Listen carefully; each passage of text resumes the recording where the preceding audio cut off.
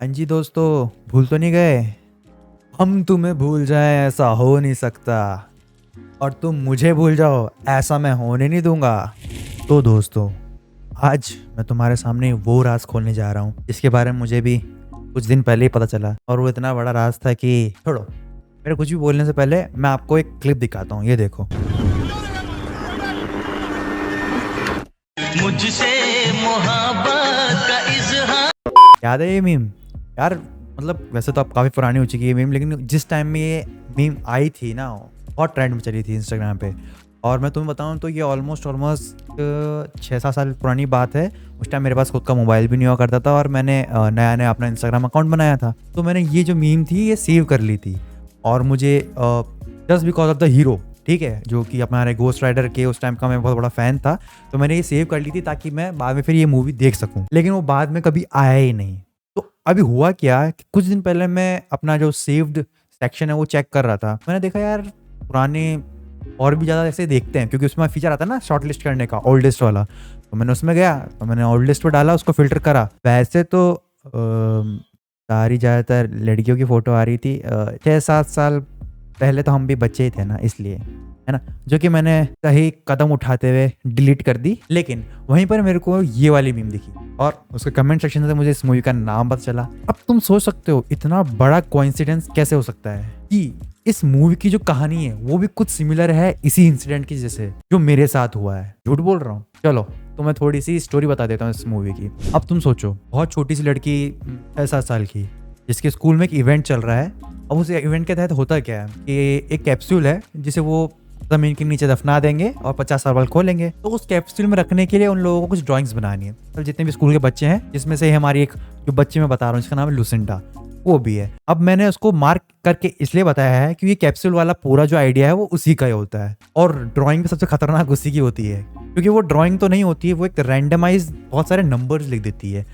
उस टाइम पे उसके टीचर से पूछते हैं कि भाई क्यों लिखा है, क्या लिखा है, लेकिन वो ज़्यादा माइंड नहीं करते कि 6-7 साल के बच्चे पे कौन ध्यान देता है इतना, है। वो सारी ड्राइंग चली जाती है उस कैप्सूल में और दफना दी जाती है उसी स्कूल के ग्राउंड में। 50 साल बीत जाते हैं, और जब उसे खोला जाता है कैप्सूल्स को, तो वो ड्राइंग्स हर किसी एक बच्चे को दी जाती है कि सबको एक एक मिल जाए। तो ये जो लुसिंडा वाली ड्राइंग है, जिसे मैं ड्राइंग तो नहीं बोलूंगा लेकिन मान लेते हैं, वो मिलती है कैलब को। और कैलब होता है हमारे प्रोटैगनिस्ट का बेटा, जिनका नाम आता है जॉन। जॉन, जॉनी, इनके ना मूवीज के कैरेक्टर के जो नेम होते हैं यही के रखते हैं। वैसे मेरे को कोई दिक्कत वाली बात नहीं है, मैं निकोलस केज की बात कर रहा हूँ। उस वक्त के टाइम में तो मेरे फेवरेट हीरो वही हुआ करते थे, क्योंकि मैंने आयरन मैन उस टाइम तक देखी नहीं थी। फर्स्ट मेरी सुपर हीरो मूवी यार गोस्ट राइडर ही थी, जो कि मैंने पता नहीं कितनी 15 या 16 बार देखी है। सेकंड वाली मुझे इतनी कुछ खास लगती नहीं थी। तो हमारे प्रोटैगनिस्ट जॉन, जो कि एक प्रोफेसर होते हैं, बहुत इंट्रिग्ड होते हैं इस पेपर को देख के, जिसमें एक 6 साल की बच्ची ने रैंडम नंबर लिख रखे हैं। वो भी समझते हैं क्या 6 साल की बच्ची क्या ही ऐसा लिखा होगा, लिख दिए रैंडम नंबर, ठीक है, होता होगा कुछ, अपने को क्या लेने देना। लेकिन नहीं, उन्होंने एक दिन बस जस्ट फॉर टाइम पास उस कोड्स बोल रहा हूँ मैं, उन नंबर को थोड़ा रैंडमाइज करने की, या फिर अलाइन करने की, या सीक्वेंस क्रिएट करने की कोशिश करी। तो उन्हें बहुत खतरनाक कुछ चीज़ पता चली, या मैं क्रीपी बोलूँ, जो आप बोलना चाहो, ठीक है। अब इसकी जानकारी लेने के लिए वो हर जगह जाते हैं जहाँ पे उन्हें कोई भी क्लू मिल सकता था लुसिंडा के बारे में। जैसे कि उनकी टीचर, जो भी हेड टीचर्स थी, उनके पास जाते हैं, जिनकी उम्र काफ़ी हो चुकी थी, लेकिन उन्हें लुसिंडा याद होती है, क्योंकि कुछ इंसिडेंट हुए होते हैं जिसकी वजह से उनके दिमाग में वो लड़की छपी रहती है, ठीक है। आखिर जॉन को ऐसा क्या पता चला, या उसने ऐसा क्या पता लगा लिया उन सीक्वेंस या उन नंबर से, जिसकी वजह से वो इतना परेशान हो जाता है कि वो सीधा लुसिंडा को ही ढूंढने निकल जाता है। और उसे पता चलता है कि लुसिंडा अब नहीं रही। जॉन के वक्त में 50 साल बाद वो मर चुकी होती हैं। अब मैं तुम्हें एक छोटी सी जानकारी दे दूं। असल में उस पेपर में जो नंबर्स लिखे होते हैं वो कोई रैंडम नंबर्स नहीं होते हैं, वो फ्यूचर इंसिडेंट्स के डेट्स होती हैं। और मैं इंसिडेंट नहीं बोलूँगा, फ्यूचर डिजास्टर्स जो भी होने वाले हैं, जिसमें कितनी मौतें होंगी और कितनी तारीख को होंगी, ये सब नंबर्स सीक्वेंस में लिखे होते हैं। अब तुम सोचो, एक इंसान जिसके हाथ में एक ऐसी पर्चा लग चुका है जिसमें फ्यूचर के डिजास्टर्स लिखे हुए हैं, या फ्यूचर में क्या होने वाला है वो लिखा हुआ है, और वो उसका यूज़ कैसे करेगा।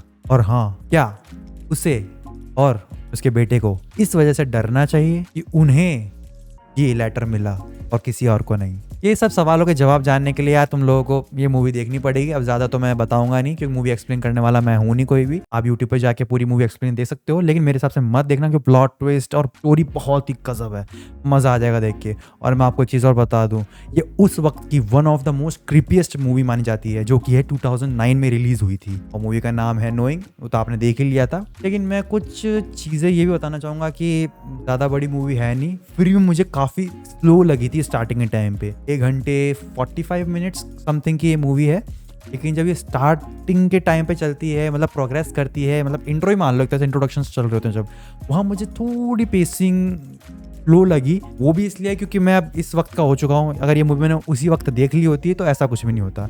अब ये 2009 की मूवी है तो उनका एडिटिंग स्टाइल और पेसिंग उस टाइम के सेट है ना, उस टाइम की ऑडियंस अलग हुआ करती थी, तो इसलिए। लेकिन टेंशन मत लेना, मेरी गारंटी है मज़ा आ जाएगा। जब एंड होगा ना इस मूवी का, तुम्हारा दिमाग ख़राब हो जाएगा कि ये अनप्रिडिक्टेबल होती है बिल्कुल मूवी। अब क्या होने वाला है नेक्स्ट, अब क्या होने वाला है, तुम्हें लगता है कि नहीं यार अब तो यही होएगा, नहीं वो नहीं होएगा, फिर पलट जाएगी चीज़, फिर कुछ चेंज हो जाएगा। तो ये मूवी ज़रूर से ज़रूर तुम्हें ट्राई करनी चाहिए। वैसे तो तुम लोगों को ये मूवी प्राइम पे देखने को मिल जाएगी और ये इंग्लिश हिंदी दोनों में अवेलेबल है, कोई प्रॉब्लम वाली बात नहीं है। लेकिन अगर आप डाउनलोड करना चाहो तो वैसे भी कर सकते हो। फेमस मूवी है, ट्रेंड में चल रही है आजकल भी, रील्स में काफ़ी सारे आपने इसके शॉर्ट्स वगैरह देखे होंगे, मैं 100% बता सकता हूँ कि अगर तुम्हें ना मिले, हमारा भाई तो बैठा ही है, आगे कमेंट सेक्शन मुझे बता देना, मैं तुम्हें लिंक प्रोवाइड कर दूंगा। और हाँ, इन सब बातों में सबसे ज़रूरी चीज़ करना मत भूल जाना, जो कि है, समझ गए ना।